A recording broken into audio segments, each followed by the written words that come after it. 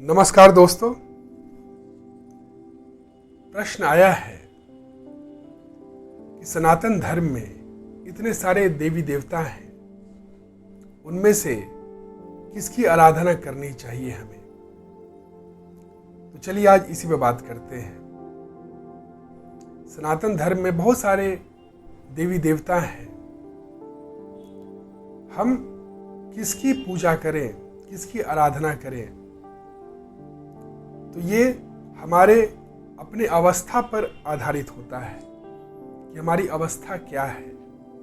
जैसी हमारी भीतर की अवस्था होती है वैसा ही हमें बाहर व्यवस्था मिल जाता है।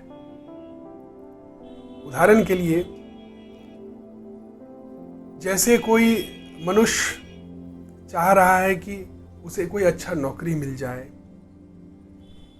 कोई चाह रहा है कि उसकी अच्छी शादी हो जाए, कोई चाह रहा है कि उसका बिजनेस, अगर वो बिजनेस में है तो चाह रहा है कि उसे बिजनेस से बहुत प्रॉफिट हो, कोई रोग से ग्रसित है तो चाह रहा है कि उसका रोग ठीक हो जाए। तो ऐसे बहुत सारे जो भौतिक जो चीज़ें हैं, संसाधन है, उसमें अगर मन अटका हुआ है तो फिर क्या होगा। वैसा ही गुरु लोगों के पास मन अट्रैक्ट होगा, वैसा ही गुरु लोगों के तरफ मन आकर्षित होगा, जो ये दावा करते हैं कि ये सब जो प्रॉब्लम्स है, ये सब जो समस्याएं हैं, नौकरी छोकरी, धन पैसा, जो भी ये सब जो भौतिक जो संसाधन है, उसका जो भी समस्या है वो पूर्ति करेंगे, उसका जो समस्या उसका समाधान देंगे। तो ऐसा ही गुरु लोगों के तरफ लोग आकर्षित होते हैं। जो लोगों का मन भौतिक संसाधन में ही अटका हुआ है, वो लोग वैसा ही गुरु के तरफ आकर्षित होंगे जो ये दावा करते हैं कि वो उन्हें नौकरी लगवा देंगे, वो उन्हें अच्छी छोकरी दिलवा देंगे, मतलब शादी करवा देंगे, और जो लड़की है तो उसके लिए फिर अच्छा वर दिलवा देंगे, बिजनेस में प्रॉफिट करवा देंगे, घर का मैटर है उसको ठीक करवा देंगे। तो ये सारे जो वो दावा करते हैं, तो फिर लोग उसकी तरफ अट्रैक्टेड होते हैं और वहाँ पे जाते हैं। और वो जो बाबा लोग होते हैं, जो गुरु लोग होते हैं, फिर वो आपको बताते हैं कि क्या करें। आपका जो ग्रह है, आपका ग्रह में संशोधन लाने की आवश्यकता है, आपका ग्रह को ठीक करने की आवश्यकता है। तो आप जाइए, आपका शनि ठीक नहीं है, आप जो शनि देव हैं उनको आप जल चढ़ाइए, तेल चढ़ाइए। फिर आपको बोलते हैं कि आप ये मंत्र पढ़िए। फिर आपको बोलते हैं कि आप 16 सोमवार व्रत कीजिए, तब आपकी शादी अच्छी होगी। फिर आपको अलग अलग नुस्खा बताते हैं, बोलते हैं कि आपको प्रेत का साया है तो आपको हनुमान चालीसा उसका पाठ कीजिए। तो वो जो आपका प्रेत जो है, वो नज़र गुजर जो है, ये सब ये बताते हैं कि आपके ऊपर कोई काला जादू कर दिया है, आपके ऊपर नज़र लगा दिया गया है, तो वो उतारना ज़रूरी है। उसके लिए आप ये हनुमान जो मंत्र है वो मंत्र देंगे आपको पाठ करने के लिए। तो बहुत सारे जो कर्म कांड आपको वो बताएंगे, आप उसमें फंसेंगे, आप उसमें वो कार्य आप करेंगे। तो ऐसे बहुत सारे बाबा हुए हैं, जैसे निर्मल बाबा हुए, तो आपको बहुत सारे नुस्खा बताते थे। किसी को समोसे के साथ लाल चटनी खाना है, तो ऐसे ऐसे चीज़ भी वो बताते थे और बहुत लोग मानते थे। बहुत लोगों का इसमें फ़ायदा भी होता था। ये साइकोलॉजिकल है, साइकोलॉजिकल बैरियर है, जिसको जैसा मन से अंदर अवस्था है वैसे आपको बाहर व्यवस्था मिल जाएगा।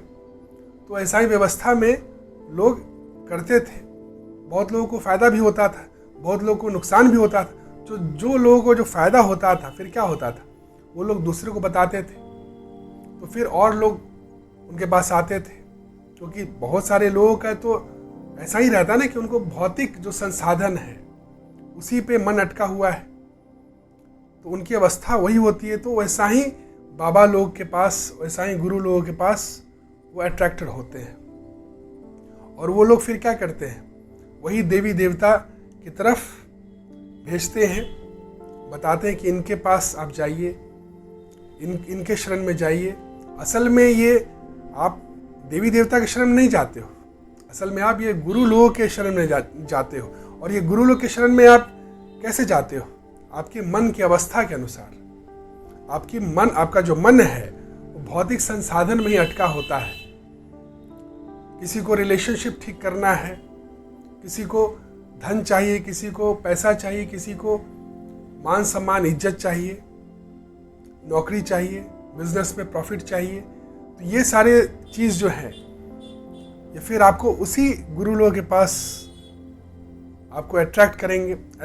आप उसी गुरु लोग की तरफ अट्रैक्टेड होंगे जो गुरु लोग ये दावा करते हैं कि ये सारा चीज़ आपको दिलवा सकते हैं। वो कुछ नुस्खा बताएंगे। फिर आप धीरेन्द्र शास्त्री जो है बागेश्वर धाम, वो भी ऐसा ही बताते हैं, दावा करते हैं, नुस्खा देते हैं, कुछ आपको मंत्र देंगे, आपको बताएं कि आपके पास आपके ऊपर भूत का साया था, आपके ऊपर भूत का साया है, आपको अगर ये आप मंत्र पढ़ेंगे तो आपका ये भूत का साया हट जाएगा और आप फ्री हो जाएंगे और आप जो है आगे तरक्की करेंगे। आपको जो भी चाहिए, शादी में कठिनाई हो रही है या आपको जो नौकरी में कठिनाई हो रही है या बिजनेस में कठिनाई हो रही है, तो वो सारा जो कठिनाई या समस्या है वो दूर हट जाएगा। तो उसके तरफ आप अपने आप अट्रैक्टेड होंगे। आपको फिर हनुमान जी का मंत्र देंगे। तो असल में लोग देवी देवता की तरफ आकर्षित नहीं होते हैं, ये गुरु लोग की तरफ आकर्षित होते हैं। जो गुरु लोग फिर आपको फिर वो देवी देवता को पूजने के लिए, आराधना करने के लिए आपको कहते हैं और आप करते हैं। तो ये मन की अवस्था पर आधारित होता है। हमारा क्या मन का अवस्था है, उसी मन की अवस्था से हम लोग ये देवी देवता की तरफ जाते हैं और पूजते हैं।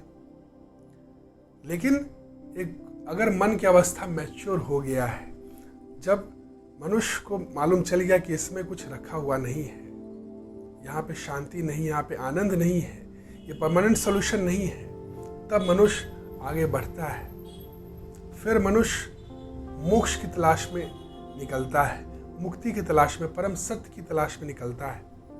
तब जाके उसे सतगुरु मिलते हैं जो कि उसे कृष्ण की फिलॉसफी, बुद्ध की फिलॉसफी, महावीर की फिलॉसफी की तरफ ले जाते हैं। फिर वहाँ से उसका जो स्पिरिचुअल जो जर्नी होता है, आध्यात्मिक जो जर्नी वहाँ से शुरू होता है। तो ये आपकी अवस्था पर आधारित है। जैसे स्कूल में प्राइमरी लेवल टीचर भी होते हैं और सेकेंडरी लेवल टीचर भी होते हैं, लेकिन जो प्राइमरी लेवल टीचर हैं उनके तरफ कौन आकर्षित होगा? जो अभी प्राइमरी लेवल के हैं वही उधर आकर्षित होंगे।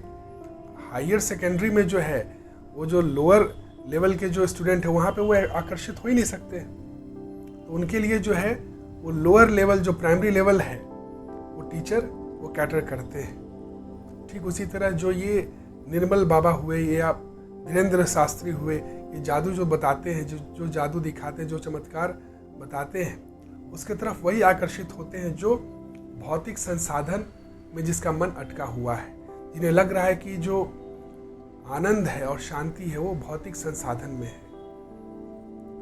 तो वो उसी तरफ आकर्षित होंगे और वैसा ही देवी देवता को वो पूजेंगे, वो कर्मकांड में ही अटके रहेंगे।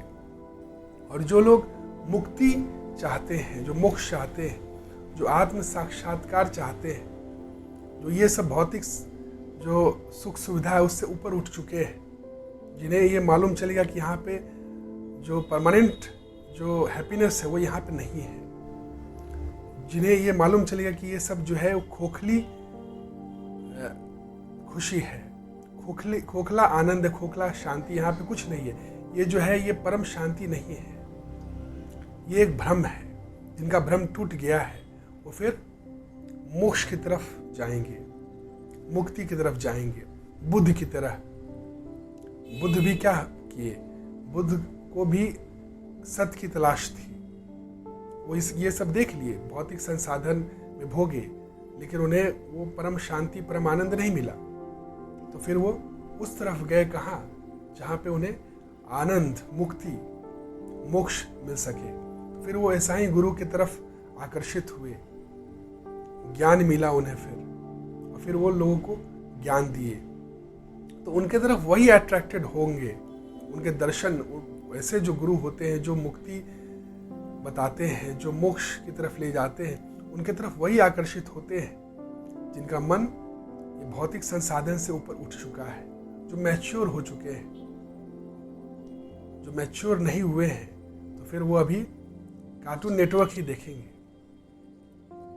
बच्चे लोग क्या करते हैं? बच्चे लोग को फिर कार्टून नेटवर्क ही अच्छा लगता है, तो उसी तरफ वो अट्रैक्टेड होते हैं। लेकिन जो बड़े हो जाते हैं, जिनका माइंड डेवलप हो जाता है, फिर वो नॉवेल्स पढ़ते हैं, तो उनका जो माइंडसेट है चेंज हो जाता है। वो उनकी जो अवस्था है वो बदल जाती है।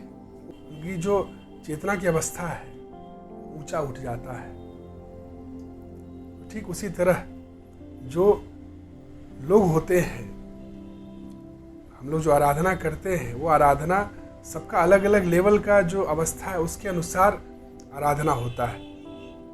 उसके तरफ हम लोग आकर्षित होते हैं और वही आराधना करते हैं। तो जो मोक्ष की तरफ आकर्षित होते हैं, मुक्ति की तरफ आकर्षित होते हैं, वही फिर वो निष्काम कर्म जानते हैं। निष्काम कर्म का उन्हें पता चलता है। गुरु बताते हैं निष्काम कर्म, सेवा भाव से कर्म करना, निस्वार्थ होकर कर्म करना। फिर उन्हें ज्ञान, सत्संग, ये सब जो है उनके जीवन में आता है। भक्ति आता है, अध्यात्म, जो रियल अध्यात्म है, स्पिरिचुअलिटी है, वहीं से शुरू होता है। वहाँ से शुरू नहीं होता जब तक आपका मन अटका हुआ है भौतिक संसाधन में, मेरा सब कुछ मिल जाए, प्रॉफिट हो जाए। ये सब जब तक आपका मांग है, इच्छा है, तब तक आप अभी मैच्योर नहीं हुए हो। तब तक आपका अवस्था प्राइमरी लेवल पे है, आप सेकेंडरी में नहीं पहुंचे हो। आप अभी वहीं पे शनिदेव में अटके हुए हो, आप अभी मंत्र जाप में अटके हुए हो, आप अभी जो ऊंचा जो लेवल का जो ज्ञान है उसके लिए आप अभी तैयार नहीं हुए हो। जब आप तैयार हो जाओगे तब अपने आप जो है, मैं क्या बोला कि अंदर की जो अवस्था है जैसा होगा वैसा ही हमें बाहर व्यवस्था मिलेगा। When student is ready, master appears, कहा गया है। जब हम तैयार हो जाते हैं तो मास्टर अपने आप अपीयर हो जाता है। जब हमारे अंदर जैसा अवस्था होता है उसी की तरफ हम लोग अट्रैक्टेड होते हैं बाहर। तो यही है, जैसा हमारा मन का अवस्था होगा वैसा ही हम गुरु की तरफ अट्रैक्टेड होंगे, और जो गुरु की तरफ अट्रैक्टेड होंगे वो गुरु हमें देवी देवता की तरफ ले जाएंगे। अगर हमारा जो मन है वो भौतिक में ही लगा हुआ है तो फिर हमें वही कर्म कांड में लेके जाएंगे। और अगर हमारा मन भौतिक ये चीज़ है उससे उठ चुका है, वो मुक्ति चाहता है, वो परम आनंद चाहता है, तो हमें वो गुरु, दूसरे सतगुरु मिलेंगे जो हमें फिलॉसफी, कृष्ण के फिलॉसफी, बुद्ध के फिलॉसफी, महावीर के फिलॉसफी, कबीर के फिलॉसफी, दर्शन शास्त्र की तरफ लेके जाएंगे, जहाँ हमें मुक्ति मिल सके, जहाँ हमें परम आनंद, परम शांति मिल सके। हायर सेकेंडरी की तरफ लेके जाएंगे। तो ये आराधना जो है वो आराधना अपने आप होता है, ये ज़बरदस्ती किसी पे थोपा नहीं जा सकता है। आप कोई प्राइमरी लेवल का जो स्टूडेंट है उसको आप पीएचडी लेवल का पढ़ा नहीं सकते हो, आप उसको बोल नहीं सकते हो कि आप उधर आकर्षित हो, वो आकर्षित होगा ही नहीं। जो बच्चा है वो कार्टून की तरफ ही आकर्षित होगा। आप उसको थोप नहीं सकते हो कि आप नॉवेल्स पढ़ो, या आप गांधी देखो, या आप रविंद्रनाथ टैगोर देखो, पढ़ो। आप उसको ज़बरदस्ती नहीं कर सकते हैं, उसको समझ में भी नहीं आएगा। वो जब उसका चेतना विकसित होगा, उसकी जब अवस्था बदलेगी, ऊंचा उठेगा उसका चेतना, तो अपने आप वो उस तरफ आकर्षित होगा। और वैसा ही वो फिर उसको जो बाहर व्यवस्था है वो मिलते जाएगा और वो आगे बढ़ते जाएगा। ये जो प्रकृति में ऐसा ही व्यवस्था बना रहता है, हर चीज़ का व्यवस्था है। हमें बस अपनी अवस्था को बदलना है। जैसा हम अपना अवस्था बदलते हैं तो बाहर का जो व्यवस्था है अपने आप उसके अनुसार बदल जाता है, मिल जाता है। तो यही है। बाकी अगर आपको कोई भी क्वेश्चन हो तो आप बेहिचक कमेंट सेक्शन में पूछ सकते हैं। और अगर वीडियो अच्छा लगे तो लाइक, कमेंट और शेयर जरूर करें ताकि और लोगों तक वीडियो पहुंच सके और लोग भी आपके द्वारा लाभान्वित हो सके। Thank you. Have a nice day. प्रणाम।